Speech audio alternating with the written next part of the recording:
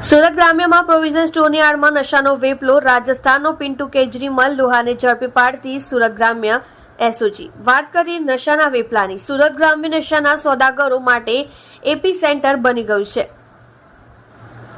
થોડા સમય પહેલા એટીએસ દ્વારા એમડી ડ્રગ્સનું રો મટીરિયલનો મોટો જથ્થો ઝડપી પાડ્યો હતો। હજુ વાત ભૂલાઈ નથી ત્યાં કિરાણા સ્ટોરની આડમાં અફીણનો જથ્થો એસઓજી પોલીસે ઝડપી પાડ્યો છે। પોલીસના હાથે ઝડપાયેલો આરોપી રાજસ્થાનનો હોવાનું ખુલ્યું છે। સુરત ગ્રામ્યમાં યુવાનોને નશાના રવાડે ચડાવવા નશાના સોદાગરો સક્રિય થયા છે। સુરત ગ્રામ્ય વિસ્તારમાંથી એમડી ડ્રગ્સ, ગાંજો, વિદેશી દારૂ ઝડપાઈ ચૂક્યું છે। હવે ત્યારે કરિયાણાની દુકાનમાંથી અફીણના રસનો મોટો જથ્થો સુરત ગ્રામ્ય પોલીસે ઝડપી પાડ્યો છે।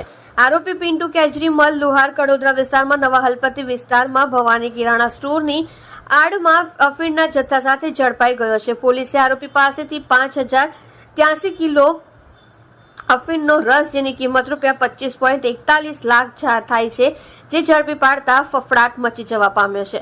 એસઓજી પોલીસના હાથે ઝડપાયેલા આરોપીએ કબૂલાત કરી હતી। રાજસ્થાનના બુદ્ધારામ બિશ્નોઈ પાસેથી આ જથ્થો લીધો હતો અને કરિયાણાની દુકાનની આડમાં આ નશીલો પદાર્થ છૂટક વેચતો હતો। જોકે પોલીસે માલ આપનાર બુદ્ધારામ બિશ્નોઈને વોન્ટેડ જાહેર કરી વધુ તપાસ હાથ ધરી છે।